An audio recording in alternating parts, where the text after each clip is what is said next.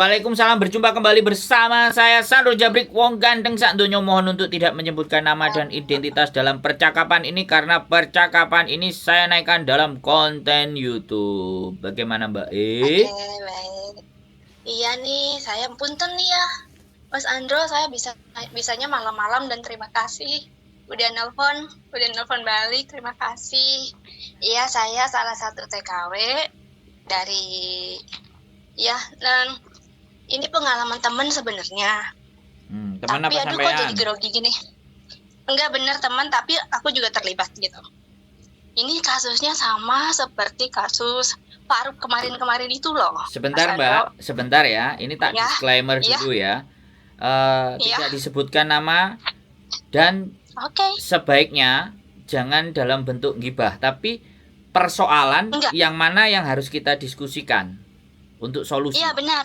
Karena saya Ya, nggak mau, saya bukan pengabdi viral, ya. Saya orang oke. yang pingin punya nilai dan manfaat buat orang lain dan bukan gibah. Oke. Ini saya disclaimer dulu. Ya, Silakan ya. selanjutnya sampean mau ngomong, yang penting saya sudah disclaimer. Gimana? Oke. Jadi awalnya aku akrab dengan teman ini dari PT. Dari PT itu kita akrab, bahkan dia sering bantu. Makanya ketika dia mau pinjam uang untuk ya aku baru tahu belakangan ternyata untuk cowoknya ya. Aku pinjamin karena memang dia baik gitu. Jadi kayak semacam balas budi lah gitu ya. Dia baik. Jadi kenapa aku nggak berbuat baik juga gitu. Nah, digabungin itu Mas Andro teleponnya, digabungin sama cowoknya itu bertiga. Aku tadinya nggak mau lah, mereka kan pacaran ya, masa nanti aku jadi laler lah, nimbrung gitu, aku nggak mau, nanti aku jadi laler lah. Sok aja kamu berduaan, aku nggak mau ikut, tapi aduh katanya tolong dia tuh mau tahu tentang aku banyak dari kamu, karena kamu teman akrab gitu. Jadi si cowoknya ini mau tahu tentang sifatnya si cewek dari saya gitu. Terus ya udah kita gabung 3. Akhirnya karena nomor kontaknya kan tertera ya kalau bergabung. Itu tuh jadinya si cowoknya sering nelpon. Si cowoknya tuh kalau pagi sebelum aku aktivitas nelpon, tanya-tanya gimana kabar dia. Aku belum curiga tuh kalau dia tuh ternyata itulah penipu ya. Aku belum curiga ke situ. Nah, lama-lama si cewek ini sering minjem uang, kan gajiannya duluan aku nih. Aku tuh bilang, kamu kan gajiannya sama aku, nanti aja kalau kamu gajian baru dikasih pinjam cowokmu itu. Katanya nggak sabar cowokku, pinjam dulu, tapi suka diganti setiap bulannya tuh bener. Misalnya pinjam 1 juta diganti. Tapi aku pikir, kok kamu gitu sih ke cowok, tapi maksudnya kan dia tuh belum kenal gitu ya, baru kenal di telepon, tapi kok udah ya sama seperti cewek-cewek yang itu loh Mas Andro, yang sering ngasih itu. Katanya nggak apa-apa, dia perhatian, tiap hari nemenin aku, pokoknya aku nggak apa-apa gitu. Terus bener nih si teteh ini tuh bener, kalau aku pinjemin pasti di bulan berikutnya dibayar gitu ke rekening satu orang ini. Nah, di sini juga saya bermaksud nge-SMS dan nelfon Mas Andro itu, bisa nggak sih Mas Andro cekin ini nomor rekeningnya siapa gitu? Lanjut lagi ya. Nah, aku akrab juga sama keluarganya karena waktu di PT dulu keluarganya sering ngunjungin gitu ya. Alhamdulillah di PT keluarganya juga sering ngasih makan gitu ya. Alhamdulillah lah, pokoknya kita akrab. Nah, aku lapor dong sama keluarganya. Gimana nih si teteh ini ke keluarganya, suka ngirim enggak? Bukannya kepo ya. Tuh, cuman kan aku takutnya uangnya habis sama si cowok itu. Terus kata keluarganya ngirim ala kadarnya, katanya kalau ke keluarga. Aduh, aku bilang, terus aku jadi terus terang. Sebenarnya si teteh ini gini. Aduh, katanya ini pasti kayaknya dia udah terlena gitu. Iya, aku bilang dia udah terlena. Ini jauh loh sebelum kasusnya Faruk itu loh Mas Andro kejadiannya. 3 tahun yang lalu loh kejadian ini. Tapi kata keluarganya sampai sekarang itu masih berlanjut. Dan tidak pernah kiriman itu tidak pernah datang kalau sekarang. Nah, karena saya pikir ini nih nomor rekeningnya nih, aku kirimin ke keluarganya. Ini bukan siapa-siapa kita, katanya. Kita nggak kenal ini siapa.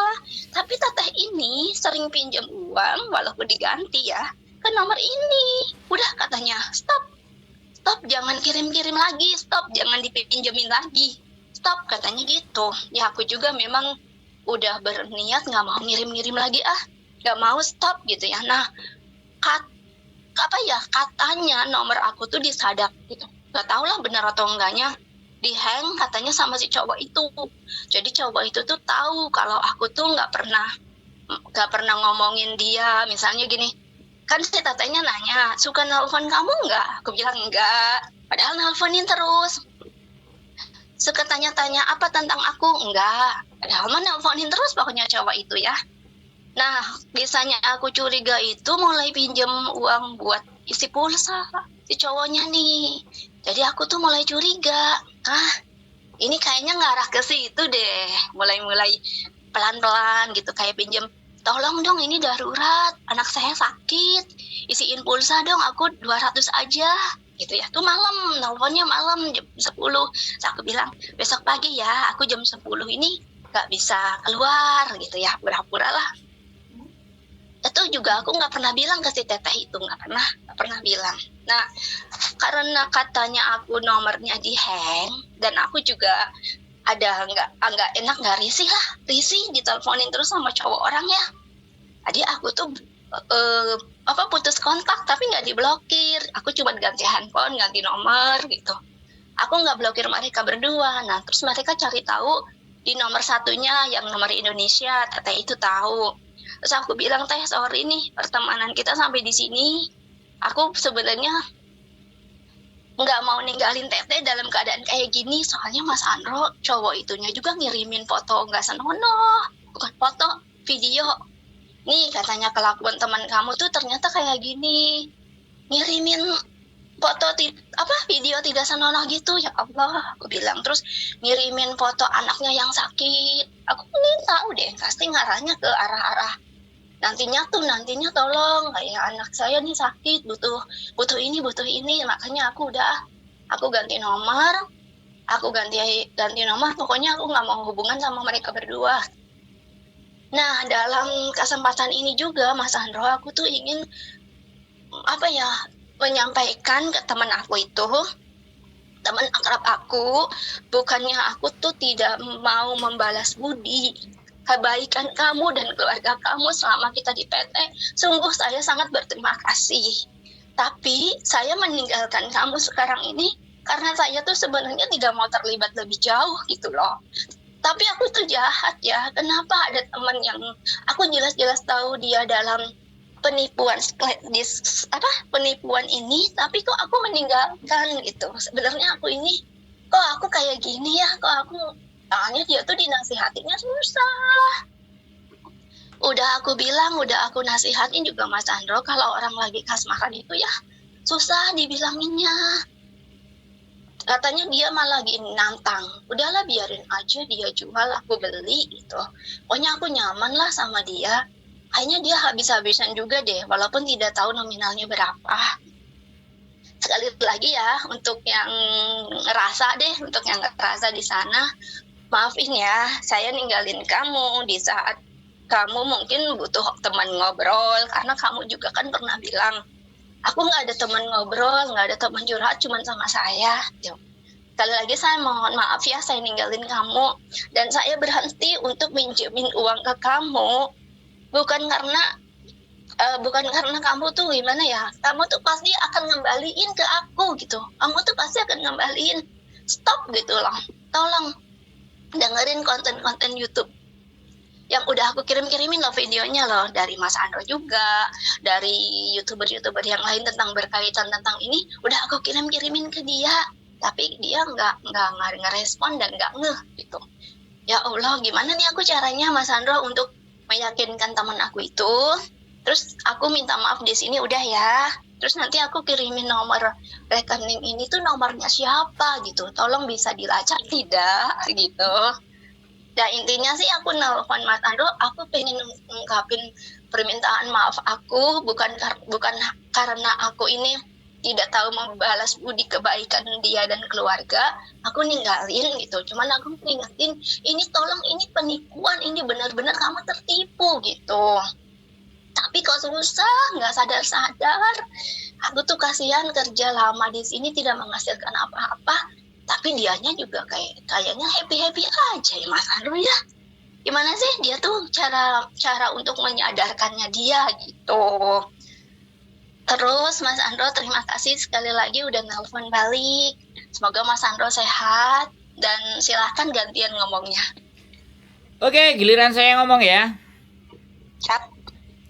Jadi gini Mbak, dalam kehidupan itu hanya ada dua, ya.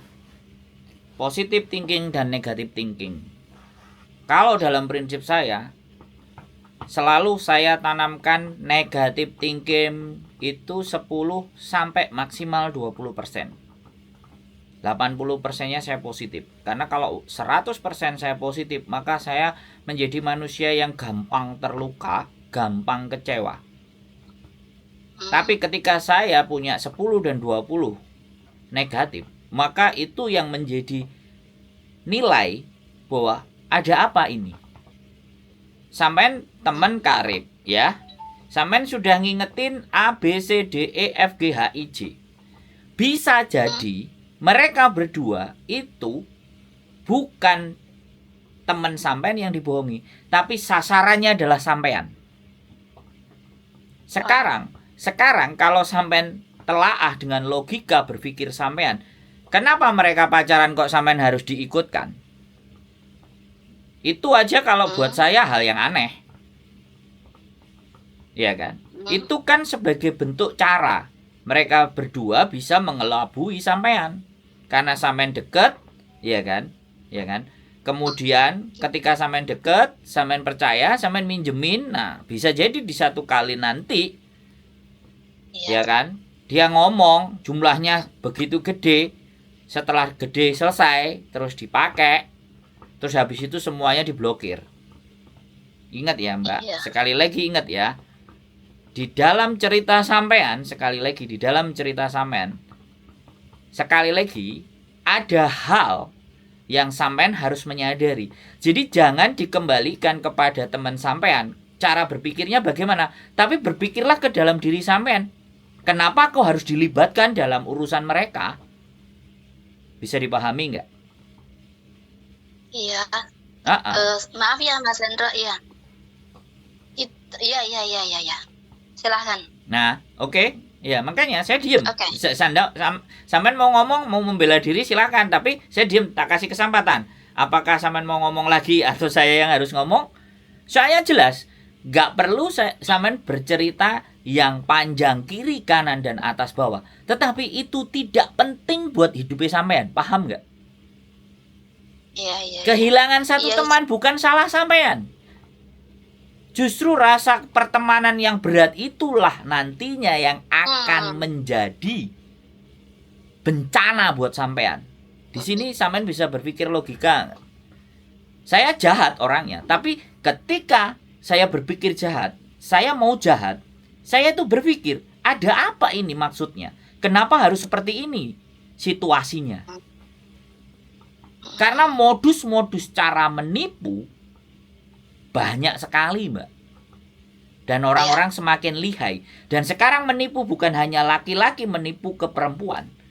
Perempuan ke perempuan juga menipu. Laki-laki melalui perempuan menipu perempuan. Laki-laki melalui perempuan menipu laki-laki. Itu semua bisa siklus, Mbak. Makanya sekarang yang lebih dikuatkan adalah sampean yang harus berpikir. Nggak perlu minta maaf. Kalau sampean nggak bisa minjemi, nggak perlu. Sampean harus tegas.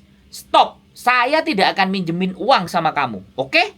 Kamu mau marah, kamu mau benci, kamu mau bilang saya nggak mau balas budi, silahkan. Tapi saya tidak akan membantumu lagi. untuk urusan keuangan. Nggak apa-apa belajar jahat. Daripada sampai nanti menyesal di kemudian hari. Iya. Lebih baik kita jahat jadi orang. Kalau saya bilang sama sampean, setiap teman-teman yang berteman sama saya selalu ngomong, jangan pernah bicarakan uang dengan saya. Tapi kalau kalian bicara konsep, kalian bicara karya, ayo kita jalan bareng, kita bicara ide, ayo. Karena setiap orang kalau membicarakan orang lain, itu jalan berpikirnya sangat sempit. Kalau kita membicarakan situasi dan keadaan, mungkin cara berpikir kita sedang. Tapi ketika kita berkumpul dengan orang-orang yang membicarakan tentang ide dan karya, itu yang saya kumpulin. Bisa dipahami, Mbak? Sampean yang dibicarakan ini orang. Ya, iya. Tapi maksudnya kan memang berkaitan dengan saya. Loh. Saya maaf saya potong, saya melakukan sampai saya bukan blokir, sampai saya tidak mau berhubungan lagi dengan teman ini walaupun dengan perasaan bersalah ya. Itu juga karena saya sayang sama dia, jangan sampai dia tuh ngirimin uang terus gitu.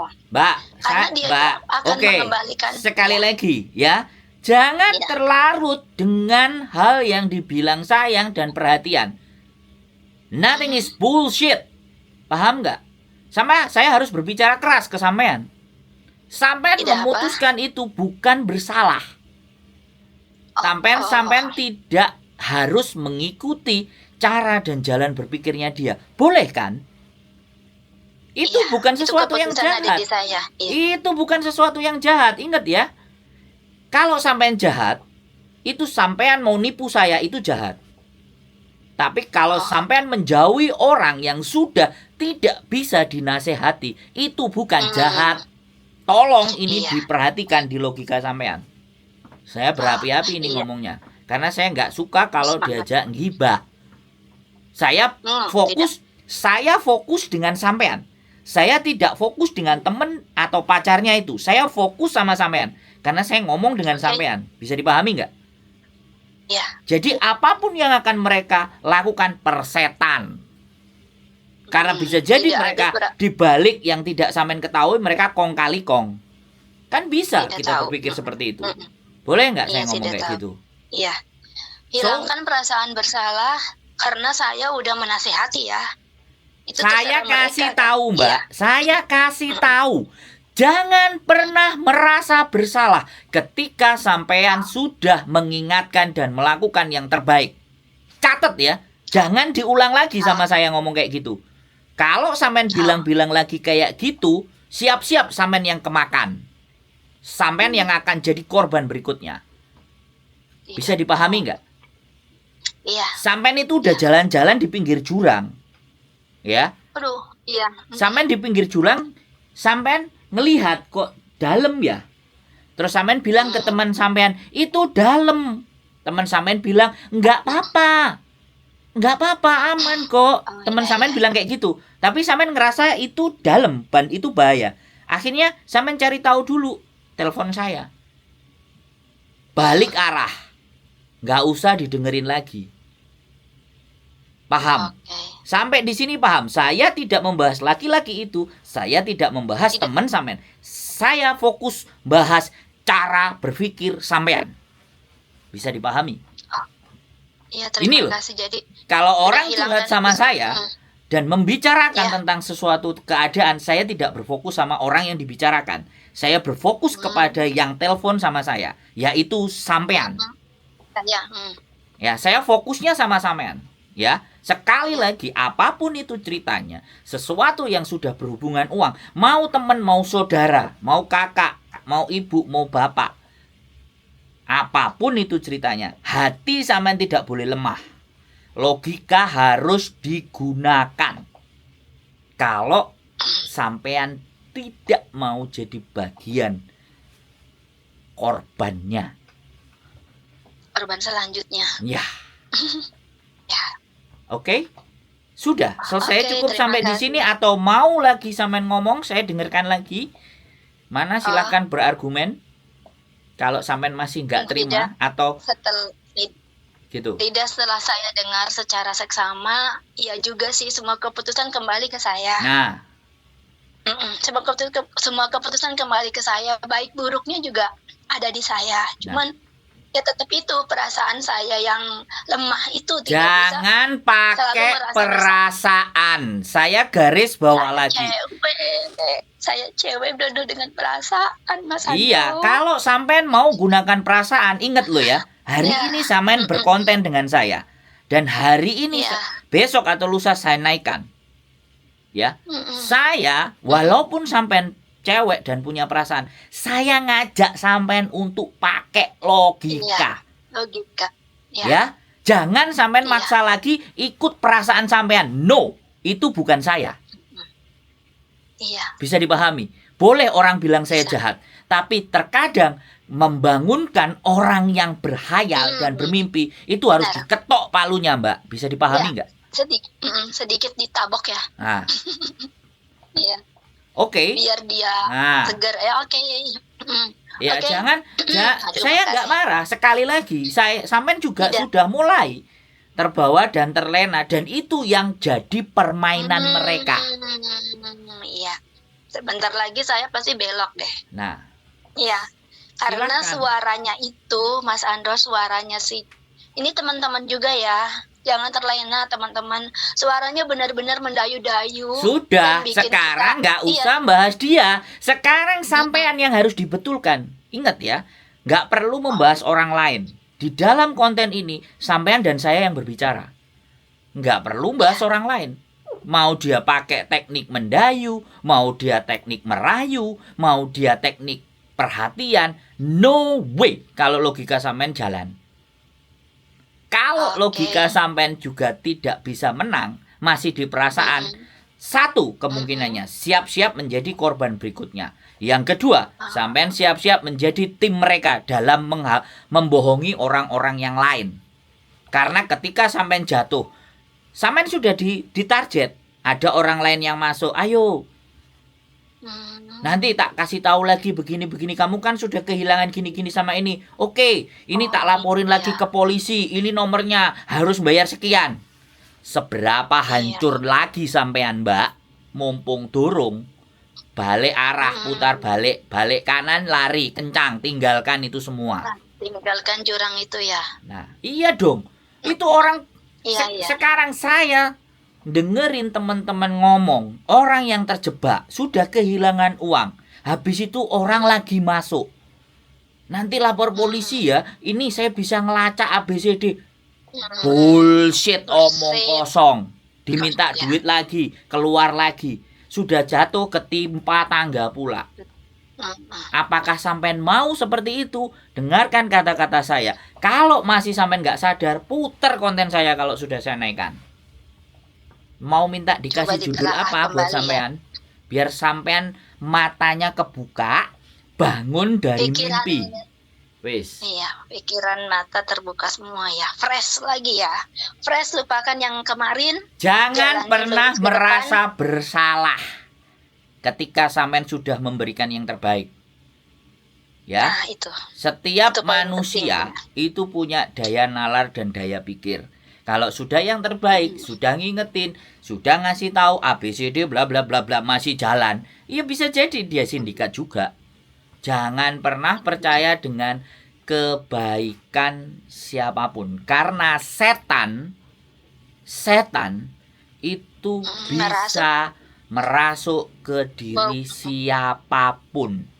Mau itu kiai, yang manis, mau kiai, mau ustadz, mau apapun, mau presiden, mau menteri, ya, apapun bahkan itu. Suami kita sendiri dan bahkan istri kita sendiri. Bisa dipahami sampean? Setan itu bisa berubah wujud menjadi apapun demi mempengaruhi manusia agar akal, nalar, dan logika mereka belok. Dari sini bisa dipahami?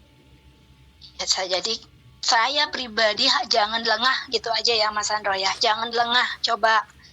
Ya udah deh, aku juga alhamdulillah udah ganti nomor, udah nggak hubungan, bukan berarti aku memutuskan silaturahmi. Bukan berarti, tapi demi kebaikan aku sendiri, itu aja. Ya benar nggak Mas Andro? Ya, benar dan salah itu Anda sendiri. Kembali saya ke nggak diri bisa kita ya. membenarkan, tapi satu hal, orang-orang yang hancur remuk dan menjadi korban itu orang yang lebih besar menggunakan perasaan dibanding logika. Iya, dan itu terjadi sama saya dengan mudahnya. Ya itu dia, karena nggak enak, nggak enak kalau ada yang minjem ya, nggak enak. Akhirnya ya beginilah terjadi keadaannya. Nggak usah nangis, nggak perlu nangis, tidak perlu menyesal, sudah. Tidak boleh menangis, selesai. tidak. Ada yang lagi? Penting saya tidak. Terima kasih sekali lagi. Sampai Taiwan tuh, Taiwan jauh lebih keras urusan di luar ya Taiwan, tapi di Hong Kong juga nggak kalah keras loh Mbak. Ini ngeri, semuanya setan ada di mana-mana. Nah, saya ini dalam berjuang berkonten untuk membuka cara berpikir ya, untuk membuat teman-teman bisa memahami dan menyadari. Terserah mau pakai atau tidak, itu sudah bukan urusan saya. Yang jelas ada orang bertanya, saya mencoba, saya clearkan. Kalau ngomong sama saya bisa tak orat-arit Mbak cara berpikirnya. Ya, tapi kalau orang yang memaksa harus dia yang didengarkan, pasti saya akan jemping jauh lebih keras. Biasanya seperti itu. Bikin semangat loh. Tadi saya udah ngantuk nih dengerin suaranya Mas Andro. Aduh, seger lagi. Ternyata saya sampai besok pagi ngejreng kalau enggak istri saya nyuruh berhenti. Iya, terdengar di telingaku ini juger gitu Mas Andro ternyata ya. Kalau ditelepon langsung ya. Kalau dengerin di konten sih agak halus gitu. Tapi ini langsung di telinga aku jeger gitu. Langsung canclep di hati. Iya deh. Terima kasih sekali lagi. Salam untuk Mbak Yulinya. Semoga sehat selalu Mas Andro dan keluarga. Terima kasih udah dengerin. Coba saya diterima dengan seksama kembali, dengerin dengan seksama kembali. Apa-apa semua keputusan kembali ke diri saya. Terima kasih udah menguatkan, itu aja. Oke, selamat malam. Assalamualaikum. Waalaikumsalam warahmatullahi wabarakatuh. Sehat selalu Mbak E. Yo, bye-bye. Amin, bye-bye. Oke, buat teman-teman semuanya, ya sekali lagi, siapapun yang ngomong dan yang digibahin adalah orang lain, oke, itu tidak akan berlaku dengan saya. Saya tetap akan fokus dengan siapa yang nelpon saya. Saya akan fokus dengan cara berpikir siapa yang nelpon saya. Jadi kalau kalian mau mengajak saya menggibah, oke, dari depan sudah saya warning. Ya sekali lagi apapun itu ceritanya, karena memang sekali lagi ya, semakin konten akan semakin naik, akan semakin tinggi, akan semakin semuanya, maka semuanya akan menumpahkan, dan disitulah akan saya coba memberikan sesuatu yang berbeda. Ya sekali lagi, jangan menye-menye, pakailah logika. Boleh dengan perasaan, tapi hal-hal tertentu logika harus dimainkan. Hal tertentu dengan perasaan. Ya. Hal tertentu dengan perasaan. Jangan semuanya diukur dengan perasaan. Kalau kalian mengukurnya dengan perasaan, siap-siap. Soak. Kata bojoku soak. Hancur lebur mumur. Keep stay tune my YouTube channel and see you next video. Bye bye.